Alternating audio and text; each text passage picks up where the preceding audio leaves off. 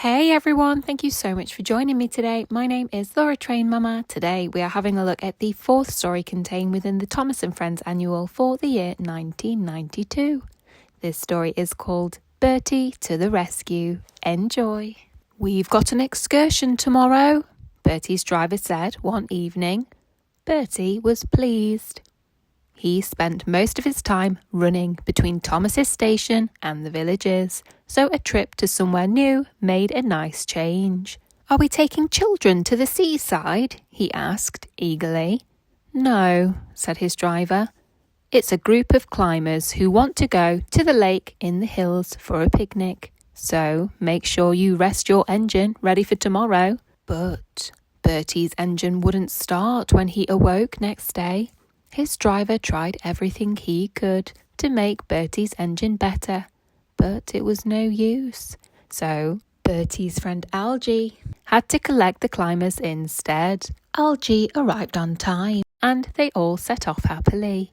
But when they had done half their journey, Algie had to stop at some traffic lights. While they waited, Algie's engine stopped, and try as he might, his driver could not start it again. "Would you mind helping me push Algie out of the way?" the driver asked the passengers. "We can't hold up the traffic like this." The passengers were pleased to help. They pushed as hard as they could and, in a cloud of white smoke, managed to get Algie started. Algie's driver went on very carefully, not letting the engine run slowly until, at last, late but safe, they reached their destination. From a nearby house, the driver telephoned the garage to tell them what had happened, and the group of climbers ate their lunch. Then, while they climbed the hills, they walked in the woods. Algie's driver tried to repair him. He worked hard all afternoon. Again and again he tried to start Algie's engine, but it was no use. Then, when there was only an hour to go before it was time to start for home, he went to the telephone once more. "Sorry," said the man at the garage. "Bertie is still not well, but we'll do what we can." A little while later, tired after their day in the hills, the climbers returned to Algie the bus for their journey home. They were surprised to see Algie's driver still trying to make his bus start. "Shall we push you again?" they asked wearily. "I don't think that will help now," said Algie's driver sadly. "I can't get him to work at all."